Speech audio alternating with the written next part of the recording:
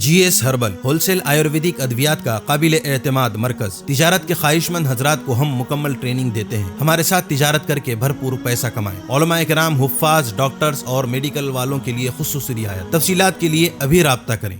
قاسمی حج عمرہ tours and travels حج عمرہ اور دیگر مقدس مقامات کی زیارت کا بھروسے مند مرکز۔ حج عمرہ جانے کے خواہش مند حضرات سکرین پر دیے گئے نمبرات پر کال کریں۔ السلام علیکم ورحمۃ اللہ وبرکاتہ۔ الحمد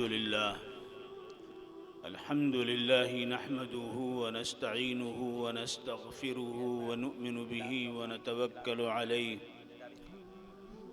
ونعوذ باللہ من شرور انفسنا ومن سیئات اعمالنا من يهده الله فلا مضل له ومن يضلله فلا هادي له ونشهد أن لا إله إلا الله وحده لا شريك له ونشهد أن سيدنا ومولانا وحبيبنا وشفيعنا ونبينا محمدا عبده ورسوله أما بعد قال الله عز وجل في القرآن المجيد والفرقان الحميد أعوذ بالله من الشيطان الرجيم بسم الله الرحمن الرحيم ما عندكم ينفد وما عند الله باق ولنجزين الذين صبروا أجرهم بأحسن ما كانوا يعملون صدق الله العظيم وقال النبي صلى الله عليه وسلم إن الشيطان ذيب الإنسان كذيب الغنم يأخذ الشاة القاسية والناحية فإياكم والشعاب وعليكم بالجماعة والعامة والمسجد أو كما قال عليه الصلاة والسلام۔ جامعہ رحمانی کے مؤسس و ناظم جناب مولانا شاکر علی رحمانی صاحب اور اراکین انتظامیہ، اساتذہ کرام اور طلبہ اور حاضرین مجلس اور خواتین اسلام،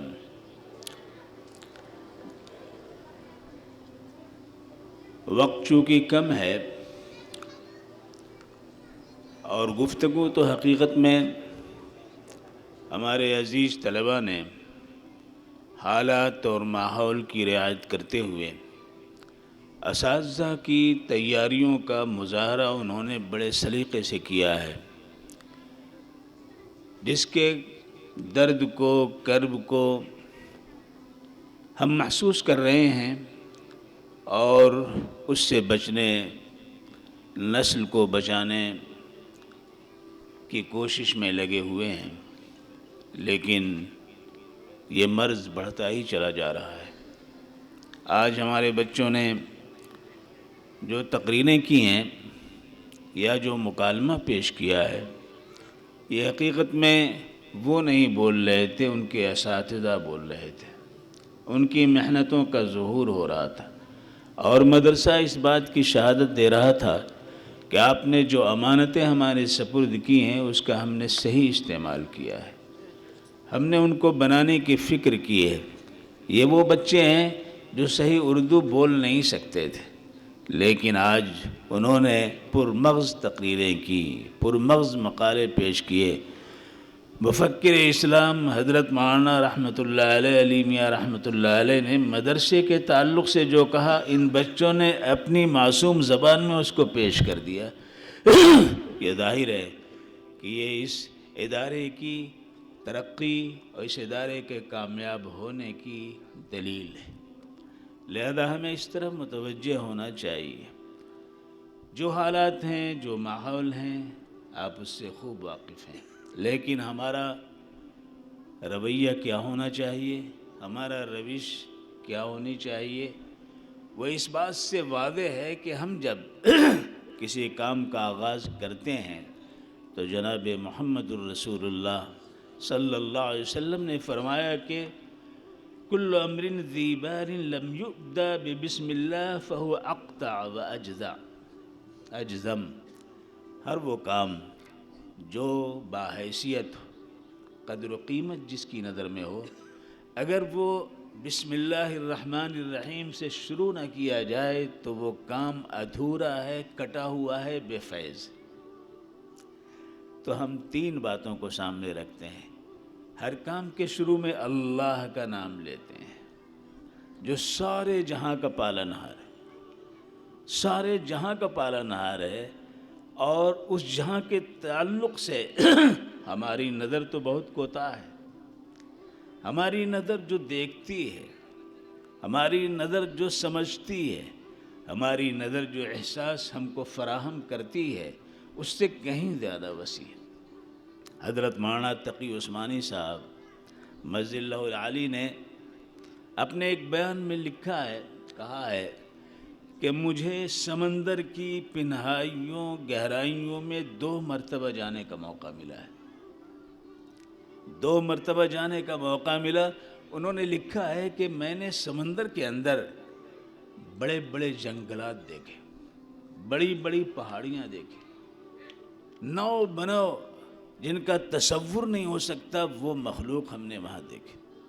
ہم نے وہاں ریگستان دیکھا، ہم نے وہاں پر بہت وسیع جنگلات کا سلسلہ دیکھا۔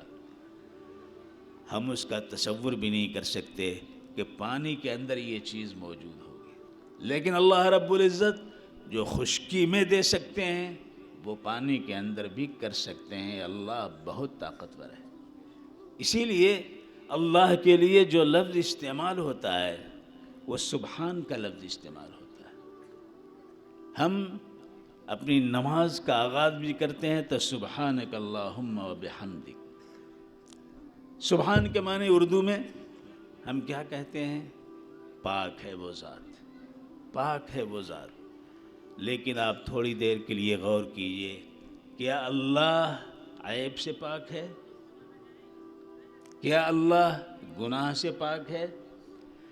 گناہ اور عیب کا انتساب اللہ عز و جل کی ذات کے ساتھ نگیٹو و نفین بھی درست نہیں ہے کہ ہم اللہ کے تعلق سے یہ احساس رکھیں کہ اللہ سے بھی کبھی گناہ ہو سکتا ہے، اللہ سے بھی کوئی عیب کا ظہور ہو سکتا ہے۔ نہیں، پھر سبحان کا مفہوم کیا ہے؟ سبحان کا مفہوم یہ ہے کہ اللہ ہر کمزوری سے پاک ہے، کوئی کمزوری اس میں نہیں ہے۔ انسان کمزور ہے، خلق الانسان ضعیفا، انسان کو کمزور اللہ نے پیدا کیا ہے، لہذا اس انسان کی فہرست میں انبیاء علیہم السلام بھی ہیں۔ لہذا ہماری کمزوری ہے کہ ہم تھک جاتے ہیں، ہماری کمزوری ہے کہ ہمیں نیند آتی ہے، ہماری کمزوری ہے کہ ہمیں بھوک لگتی ہے، ہماری کمزوری ہے کہ پیاس کا احساس ہوتا ہے، ہماری کمزوری ہے کہ تنہائیاں ہمیں ڈستی ہیں، ہماری کمزوری یہ ہے کہ کسی کے ظلم سے ہمیں سابقہ پڑتا ہے، ہماری کمزوری یہ ہے کہ حق تلفیوں کے نرغے میں ہمیں زندگی گزارنے کا موقع ملتا ہے۔ لہذا یہ تمام تر کمزوریاں ہیں جو ہمارے حصار میں، ہم کو حصار میں لیے ہوئے ہیں۔ یہ کمزوریاں اگر آپ غور کریں تو انبیاء علیہم السلام کے ساتھ بھی ہے، ان کو بھی نیند آتی تھی، ان کو بھی بھوک لگتی تھی، ان کو بھی پیاس لگتی تھی، اور یہی بات تھی کہ قریش یہ کہتے تھے ما لہذا الرسول یاکل الطعام ویمشی فی الاسواق لولا انزل علیہ ملک فیکون معه نذیرا او یلقى الیہ کنز او تکون له جنت یاکل منها وقال الظالمون ان تتبعون الا رجلا مسحورا انظر کیف ضربوا لك الامثال فضلوا فلا يستطيعون سبیلا۔ رسول کو کیا ہوا کہ صاحب مارکیٹ جاتے ہیں، یہ کھانا کھاتے ہیں، یہ بازار میں چلتے پھرتے ہیں، ایسا کیسے؟ فرشتے کیوں نہیں ان کے ساتھ اترتے ہیں؟ نہیں، انبیاء علیہم السلام انسان تھے، انسانی فطرت کے ساری چیزیں جو ہیں مثبت انداز میں ان کی ذات کے ساتھ بھی وابستہ تھیں، وہ معصوم تھے، ان سے کوئی گناہ نہیں ہو سکتا تھا، لیکن یہ فطری تقاضے ہیں جن سے انہیں بھی گزرنا پڑا ہے۔ انسان لہذا جب ان کے لیے کہا جائے کہ رسول پاک ہیں تو مطلب یہ کہا جا رہا ہے کہ انبیاء علیہم السلام ہر گناہ سے پاک، ہر گناہ سے پاک، ہر عیب سے پاک۔ ان کے انتساب ذرا سی بات حضرت موسیٰ علیہ نبینا علیہ السلام کے تعلق سے، جب وہ دریائے نیل کے اس گھاٹ پہ غسل کرتے تھے جہاں کوئی مرد کوئی عورت اس گھاٹ پہ نہیں ہوتی تھی، وہاں وہ کرتے تھے تو بنی اسرائیل اجتماعی طور پہ غسل کرتے تھے، ننگے ہو کے نہاتے تھے۔ تو انہوں نے یہ بات عام کر دی کہ حضرت موسیٰ کے اندر کوئی عیب ہے، اس لیے ہم لوگوں کے ساتھ نہیں غسل کرتے ہیں۔ اللہ تبارک و تعالیٰ کو یہ بات پسند نہیں آئی کہ ان کے کلیم کے تعلق سے لوگوں کے ذہن میں یہ بات ہو، لہذا اللہ تبارک و تعالیٰ نے ایک معجزے کا ظہور فرمایا۔ وہ معجزہ کیسا کہ جس گھاٹ پہ تنہا حضرت موسیٰ علیہ نبینا علیہ السلام غسل فرما رہے تھے، اپنے کپڑے کو اتار کر کے ایک پتھر ایک چٹان پہ انہوں نے رکھ دیا تھا اور انہوں نے ڈبکی لی اور وہ چٹان لے کر کے بھاگ کھڑا ہوا کپڑے کے ساتھ، چٹان چل۔ انہوں نے جب دیکھا کہ وہ تو کپڑا کے ساتھ جا رہا ہے تو پیچھے سے دوڑے اور وہ جا کر وہی چٹان رکی جہاں پر یہ بنی اسرائیل گھاٹ پر سب مل کے نہا رہے تھے۔ انہوں نے جب حضرت موسیٰ علیہ السلام کو دیکھا تو انہوں نے کہا کہ نہیں، ہم غلط فہمی میں تھے، حضرت موسیٰ تو بالکل صحیح سالم ہیں ہر اعتبار سے۔ تو اللہ تبارک و تعالیٰ نے اس اذیت سے حضرت موسیٰ علیہ السلام کو نکالنے کے لیے ایک معجزہ ظاہر فرمایا کہ پتھر کی چٹان جو ہے ان کے کپڑے کو لے کر کے بھاگ کھڑی۔ تو وہ گناہ سے عیب ہیں، گناہ سے پاک ہیں۔ عام انسانوں کے لیے کہا جائے کہ پاک ہیں تو مطلب یہ ہے کہ ان پر غسل واجب نہیں ہے، وہ غسل کیے ہوئے ہیں، پاک ہیں، گناہ ان سے صادر نہیں ہوا، لہذا اس گناہ سے پاک۔ لیکن اللہ کی ذات کے تعلق سے جب کہا جاتا ہے تو وہ تمام کمزوریوں سے پاک، تمام کمزوریوں سے پاک۔ اسی لیے میں کہنا چاہتا ہوں کہ نعت پڑھنے میں اس بات کا لحاظ ہونا چاہیے۔ ابھی عزیزم نام تو نہیں مجھے پتا، جو نعت پڑھ رہے تھے وہ حضور اکرم صلی اللہ علیہ وسلم کے نقش سے کی تنویر مانگ کر کے ساری دنیا کو سجایا گیا۔ تو یہ مانگنا اللہ کے لیے روا تو نہیں ہے، اللہ محتاج نہیں ہے، تو وہ مانگے۔ اللہ تو ہر کمزوری سے پاک، مانگتا وہ ہے جس کے پاس نہیں ہوتا ہے، جس کی جیب خالی ہوتی ہے، جس کے خزانے میں کچھ نہیں ہوتا، وہ نہ مانگتا ہے۔ لہذا کبھی بھی ایسی نعت نہیں پڑھنی چاہیے جس میں اللہ رب العزت کی شان میں گستاخی ہو۔ یہ گستاخی کی بات ہے کہ یہ کہا جائے کہ اللہ نے مانگ کر کے اس دنیا کو سجایا۔ نہیں، اللہ تو دینے والا ہے، اللہ دینے والا ہے، اللہ الصمد، اللہ بے نیاز ہے، اللہ کسی کا محتاج نہیں ہے۔ لم یلد ولم یولد، نہ وہ پیدا ہوا ہے جنا ہے اور نہ وہ کسی کو جنتا ہے، کسی کو اس طرح نہیں پیدا کرتا ہے جس طرح ایک شوہر اور بیوی کے ذریعے کوئی وجود پاتا ہے۔ اللہ اس سے پاک ہے، اس سے پاک ہے کہ وہ کسی سے پیدا ہوا ہو۔ اگر کوئی پیدا ہوا کسی سے تو وہ بیٹا ہوگا اور اس کا باپ اس سے افضل ہوگا کہ نہیں افضل ہوگا؟ وہ کسی بھی لمحے کسی بھی زمانے میں وہ باپ سے افضل نہیں ہو سکتا ہے، باپ۔ لہذا اگر ہم یہ تصور کریں کہ خدا پیدا ہوتا ہے، اگر ہم یہ تصور کریں کہ وہ مالک پیدا ہوتا ہے، تو پیدا جس کے بطن سے ہوا وہ ماں اس سے افضل ہے، اس کا باپ اس سے افضل ہے، اور اس کا باپ اس سے افضل ہے، اس کا باپ اس سے افضل ہے۔ وہ افضل کیسے ہو سکتا ہے؟ اس لیے اللہ رب العزت کی ذات وہ ہے جو کسی سے پیدا نہیں، وہ المائٹی ہے، وہ طاقتور ہے، طاقت کا خزانہ اس کے پاس ہے۔ لہذا تسبیح ہے الحمدللہ رب العالمین۔ اسی لیے آغاز قرآن پاک کا اس سے ہوتا ہے، تمام تعریفیں اس اللہ کے لیے ہے جو سارے جہاں کا پالنہار ہے، سارے جہاں کا پالنہار ہے۔ آپ غور کریں، یہ سورج جو چمکتا ہے اس کی بھی ایک جہان، سورج اس زمین سے 1,30,00,000 میل کی مسافت پہ ہے، جیسا سائنسداں کہتے ہیں 1,30,00,000 کی مسافت پہ ہے، اور اس کی روشنی زمین پر 8 سیکنڈ میں آ جاتی ہے۔ 8 سیکنڈ میں اس کی روشنی زمین پر آتی ہے۔ اس کو روشن کیے ہوئے کون کیے ہوئے؟ کون ایندھن فراہم کر رہا ہے؟ کون قوت اس کو دے رہا ہے؟ کون انرجی اس کو فراہم کر رہا ہے؟ وہ اتنا پابند ہے کہ آپ اتنے پابند نہیں۔ آج کی صبح جس لمحے وہ طلوع ہوا ہے، صدیوں سے اسی لمحے وہ طلوع ہو رہا ہے، اور جس لمحے وہ غروب ہوا ہے، ڈوبا ہے، اسی لمحے وہ ڈوب رہا ہے۔ لہذا وہ معبود نہیں ہو سکتا ہے۔ لا تسجدوا للشمس ولا للقمر واسجدوا للہ الذی خلقہن ان کنتم ایاہ تعبدون۔ سورج کو نہ پوجو، چاند کے سامنے مت جھکو، اس لیے کہ اس کو معبود جانو جس نے ان کو پیدا کیا ہے۔ چاند کو، سورج کو اللہ نے پیدا کیا، زمین اور آسمان کو اللہ نے پیدا کیا، سمندر اور دریا کو اللہ نے پیدا کیا، فضاؤں کو اللہ نے پیدا کیا، جنگلات اور ریگستانوں کو اللہ نے پیدا کیا۔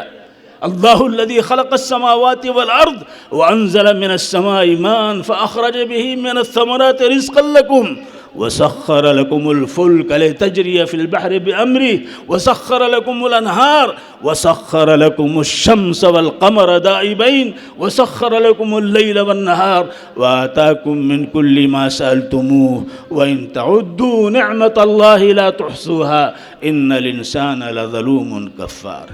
اللہ وہ ہے، ہر طرح کی نعمتیں اس نے تمہیں عطا فرمائی ہیں، ہر طرح کی قوتیں تمہیں عطا فرمائی، ہر طرح کے سلیقے سے تم کو نوازا ہے، ہر طرح کا شعور تم کو عطا فرمایا، ہر طرح کی زبان تمہیں دی ہے، ہر طرح کی سوچ و فکر سے تم کو نوازا ہے، اور پھر تمہارے کھانے کے لیے، پینے کے لیے دریا کی روانی دی، سمندر کی پلائیاں اور گہرائیاں دی، سمندر کی مچھلیاں دی، کیا کیا اس نے دہی ہے۔ اس کے باوجود اگر تم شمار کرنا چاہو اللہ کی نعمتوں کو، تم شمار نہیں کر سکتے ہو۔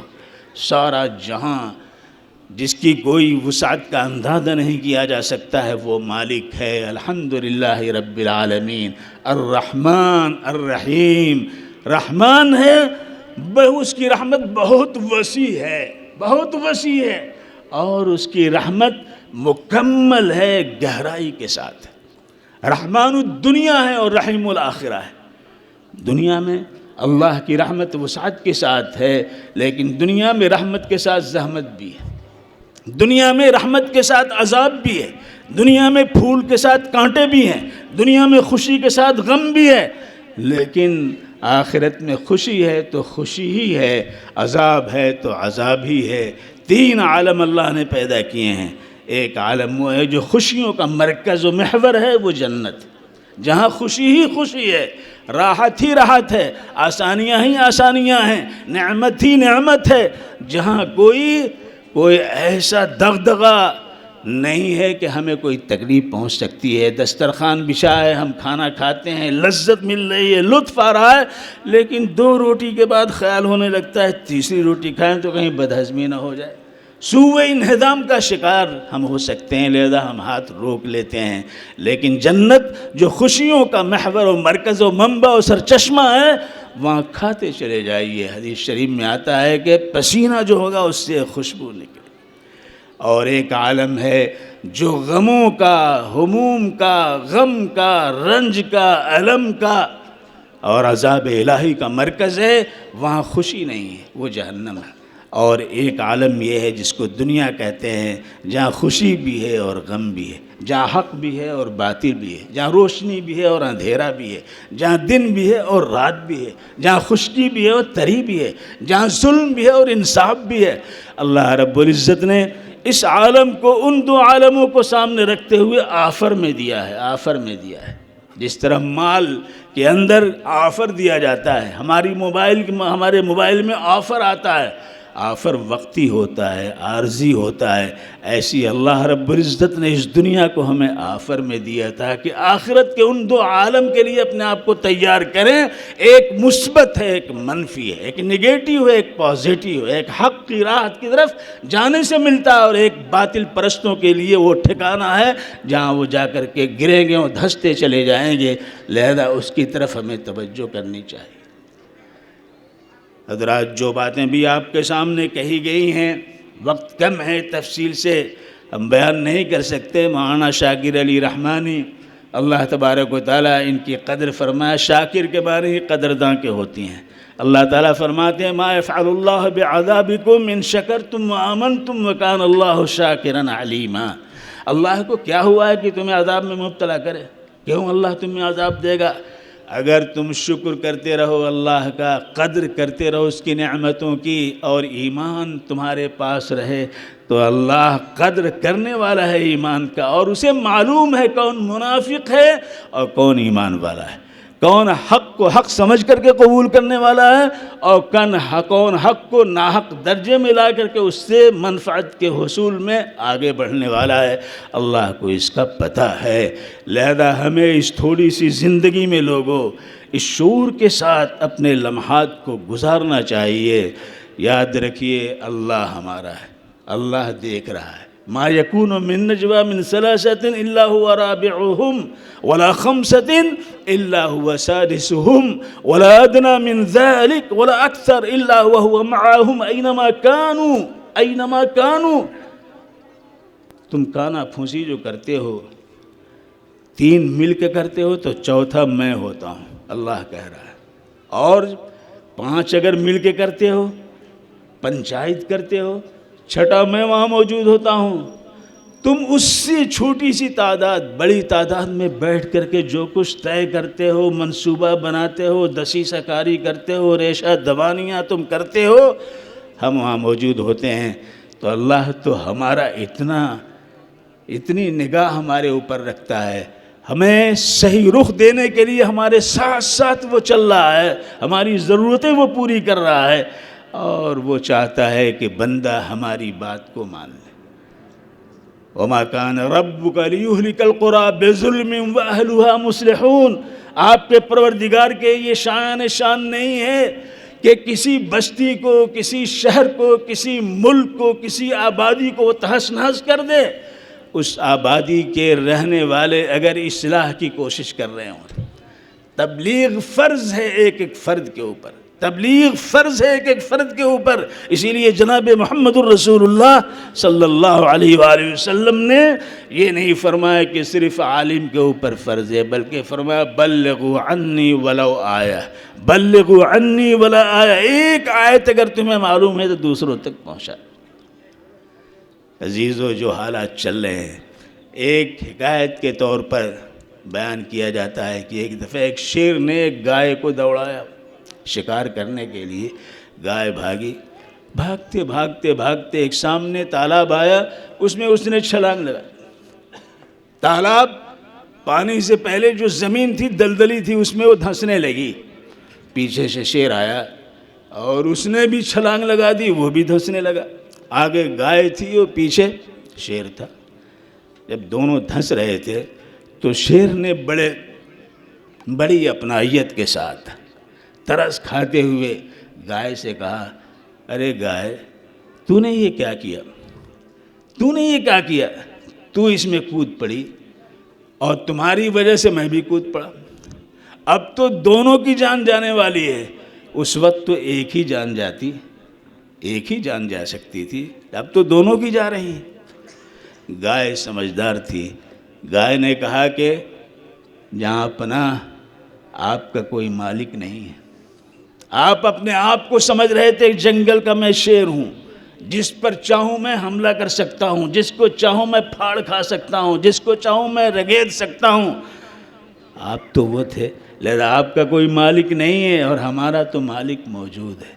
شام ہوگی، میرا مالک مجھے تلاش کرے گا، تلاش کرتے کرتے اس تالاب تک جب آئے گا تو مجھے جب پھنسا ہوا دیکھے گا تو میرا مالک مجھے تو نکالے گا اور آپ کو یہیں پر دھنسا دھنسا کے مار کر کے جائے گا۔ لہذا جس کا مالک ہے اسے کوئی پرواہ نہیں ہے، اس کی رضا کی فکر کرے۔ یہی وجہ ہے کہ احد کے جنگ کے اندر اللہ کے رسول صلی اللہ علیہ وسلم نے جب ابو سفیان کو کہتے ہوئے سنا لنا العزا ولا عزا لکم، لنا العزا ولا عزا لکم، میرے پاس تو، ہمارے پاس تو عزا دیوی ہے، تمہارے پاس نہیں ہے، تو حضور نے فرمایا کہو لنا المولا ولا مولا لکم، مولا اللہ کی ذات ہماری ہے تمہاری نہیں ہے، وہ لا زوال ہے، ابدی ہے، اس پر موت طاری ہونے والی نہیں ہے، وہ کسی سے پیدا نہیں جنا نہیں گیا ہے۔ اللہ قل هو اللہ احد، احد اور واحد کے اندر فرق ہے۔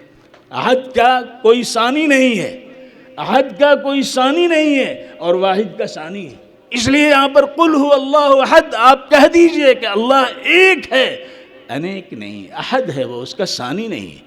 واحد کا ثانی اثنان ہو سکتا ہے، واحد ہے، اثنان ہے، ثلاثہ ہے، اربع ہے، خمسہ ہے، ستہ ہے، یہ ہے کہ نہیں ہے، لیکن احد کا کوئی نہیں ہے۔ تو اللہ نے فرمایا قل هو اللہ احد، اس کا کوئی ہے ہی نہیں ہے، وہ اپنی ذات میں یکا تنہا ہے۔ تو میرے عزیزوں اور دوستو، ایک اور واقعہ ابھی طیب اردگان کے بارے میں ایک تاریخی چیز انہوں نے سنائی، وہ سنا کر کے اپنی بات ہم ختم کریں گے، اس لیے کہ 10 بج رہے ہیں، 10 بس کا حد کرتا ہے یہاں پہ، لہذا کوئی مسئلہ نہیں، ورنہ 2 بجے رات تک ابھی تقریر کر کے میں آ رہا ہوں، طویل سفر کرتا ہوا گجرات سے لے کر کے وہ بہار تک، اور ابھی آپ کے یہاں حاضر ہو رہا ہوں، لیکن یہاں معلوم ہوا کہ 10 بجے بس کی جو ہے گھنٹی بج جاتی ہے، لہذا اس اردگان نے جو بات جو کہی ہے تاریخی طور پہ، اس کو سنا کر کے اپنی گفتگو میں ختم کروں گا۔ طیب اردگان نے کہا کہ جس وقت بغداد پر چنگیز خان کے پوتے ہلاکو خان نے قبضہ کیا اور 4 لاکھ مسلمانوں کو قتل کیا، 4 لاکھ مسلمانوں کا قاتل ہلاکو خان، اس نے اتنا قتل کیا کہ دریائے دجلہ و فرات کا پانی سرخ ہو جاتا تھا، اور ایسی ہیبت مسلمانوں پہ تھی، ایسی ہیبت مسلمانوں پہ تھی کہ ایک چنگیزی خاتون سامنے آتی تھی اور مسلمان وہاں موجود ہوتے تھے، ان سے کہتی تھی رک جاؤ یہیں پر، میں گھر سے چاقو لے کر کے آتی ہوں تمہیں ذبح کروں گی۔ ایک مسلمان ہیبت کے مارے بھاگ نہیں سکتا تھا، ایسا دور گزر چکا ہے، آ چکا ہے، لیکن اللہ نے دکھایا جو قوم قاتل بن کر کے آئی تھی وہ اسلام کی شیدائی، وارفتگی اور خادم اسلام بن کر کے باقی ہے آج تک۔ تو طیب اردگان نے کہا کہ جب ہلاکو خان نے قتل عام کیا بغداد کے اندر، تو ایک روز اس نے کہا کہ جو بچ گئے ہیں ان میں جو بڑا عالم ہے میں اس سے گفتگو کرنا چاہتا ہوں۔ کسی عالم کی ہمت نہیں ہوئی کہ اس سے جا کر فیس کرے، ایک نوجوان عالم، یہ بچوں کی طرح اس کے داڑھی بھی نہیں تھی، وہ کہا کہ میں بات کروں گا، لہذا وہ چلا ہلاکو خان سے بات کرنے کے لیے، تو اپنے ساتھ اونٹ لیا، ایک اونٹ لیا، ایک بکرا لیا اور ایک مرغا لیا، تینوں کو لے کر کے چلا، وہاں پہنچا، ہلاکو خان کے سامنے آیا تو ہلاکو خان نے دیکھا کہ یہ نوجوان لڑکا جس کو نہ داڑھی بھی نہیں موچ بھی نہیں، یہ آیا بات کرنے مجھ سے، تو اس نے کہا کہ حضور اگر بات کرنے کے لیے بڑا چاہیے کوئی تو اونٹ میں لے کر کے آیا ہوں، اونٹ لے کر کے آیا ہوں، اس سے بات کر لیجئے، اور اگر بات کرنے کے لیے آپ یہ سمجھ رہے ہیں کہ ذرا داڑھی اوڑھی اس کے پاس ہو تو بکرا لے کر کے آیا ہوں، اس کی داڑھی ہے، بات کر لیجئے، اور اگر یہ چاہ رہے ہیں کہ بلند آواز ہو تو مرغا لے کر کے آیا ہوں، وہ رات میں زور زور سے بولنا شروع کرتا ہے۔ تو ہلاکو نے کہا کہ یہ تو بات کچھ سمجھداری کی کر رہا ہے، سوچ، تو سوال اس نے کیا، سوال کیا کیا؟ سوال اس نے کیا کہ یہ بتاؤ ہم یہاں کیوں آئے؟ بغداد میں 4 لاکھ مسلمانوں کا قاتل ایک نوجوان عالم دین سے پوچھ رہا ہے کہ یہ بتاؤ یہاں ہم کیوں آئے؟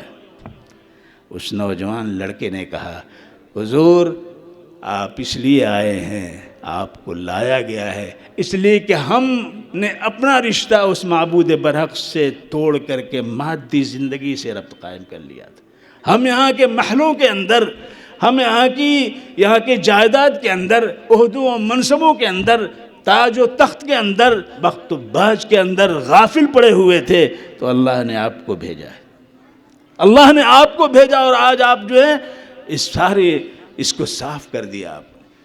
اس نے کہا کہ اچھا یہ بتاؤ ہم کب یہاں سے جائیں گے، کون ہے جو ہم کو یہاں سے نکالے گا؟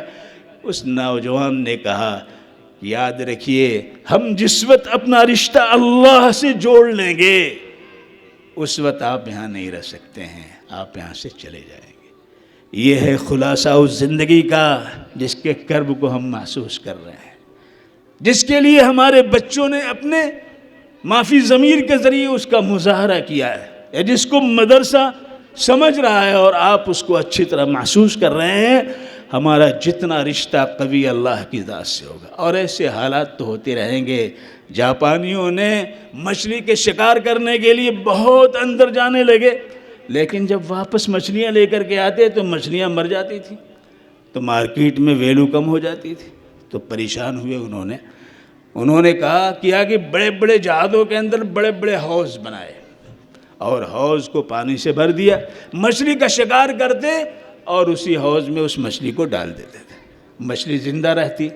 لیکن ایک سمندر میں پلنے والی، پرورش پانے والی مچھلی ایک چھوٹے سے حوض میں آ کر کے ڈل ہو جائے گی، نہیں ڈل ہو جائے گی، اس کی ساری سرگرمیاں موقوف ہو جائیں گی، تو مارکیٹ میں اس کی جو ہے ویلو کم ہو گئی۔ اب پریشان ہوئے کہ اب کیا کیا جائے۔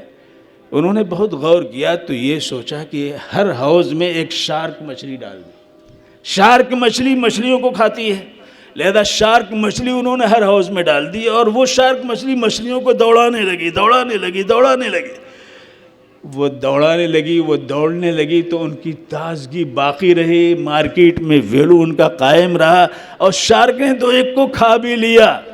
تو یاد رکھیے اللہ چاہتا ہے کہ آپ کا ویلو کم نہ ہونے پائے، آپ کی قدر کم نہ ہونے پائے، آپ کی حیثیت کم نہ ہونے پائے۔ تو یہ شارک مچھلیاں ہیں جو آپ کے پیچھے لگائی جاتی رہیں، ہر صدی کے اندر، ہر دور کے اندر، ہر ملک کے اندر، مختلف شکلوں، مختلف ناموں، مختلف حکمت عملی، مختلف منصوبہ بندیوں کے ذریعے آتے رہیں، تاکہ آپ کو سرگرم رکھا جائے۔ آپ ڈل ہوں گے تو آپ باقی نہیں رہیں گے۔ اللہ کی طرف سے یہ نعمت ہے، اور یہ محسن ہمارے ہیں جو ہمیں زندگی دینے کے لیے اس طرح پیچھے لگائے جاتے ہیں، وہ تو چلے جائیں گے، وہ تنہائی سمندر کی پناہیوں گہرائیوں میں خاک چاٹ کر کے مریں گے، دمکتے ہوئے دہکتی ہوئی آگ کے شعلے ان کو خاکستر کر دیں گے، لیکن آپ کا نام ایمان کے ساتھ زندہ رہے گا۔ اگر وہ آپ کے پیچھے ہیں تو آپ اپنی وارفتگی کو شائستگی میں تبدیل کر کے رب الہ کے لیے قرب و وصال کو حاصل کرنے والے ہوں گے۔ اللہ تبارک و تعالیٰ کے ہاں جو کچھ ہے وہ ختم ہونے والا نہیں ہے، آپ کے پاس جو کچھ ہے وہ ختم ہونے والا ہے۔ ما عندکم ینفد وما عند اللہ باق، جو کچھ تمہارے پاس ہے وہ ختم ہونے والا ہے۔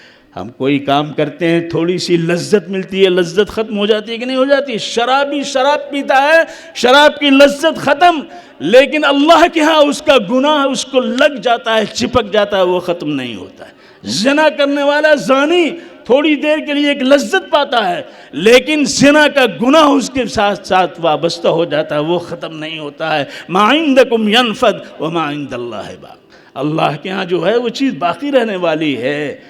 اور اگر اچھی چیز کرو گے، نیک نامی کرو گے، اچھے بات کرو گے، اللہ اس کو ظاہر کر کے رہے گا۔ حضور اکرم احمد مجتبیٰ محمد مصطفیٰ صلی اللہ علیہ وسلم کے حضور میں کچھ صحابہ آئے، تبوک کا مسئلہ ہے، غزوہ تبوک میں شرکت کے لیے، حضور ہمیں کوئی سواری دیجئے، ہم بھی جانا چاہتے ہیں۔ اللہ کے رسول نے کہا ہمارے پاس تو نہیں۔ ان کی آنکھوں میں آنسو ہے، روتے ہوئے وہ جا رہے ہیں۔ ان آنسوؤں کو حضور نے بھی نہیں دیکھا تھا، لیکن اللہ کے رسول کے رب نے تو دیکھا تھا۔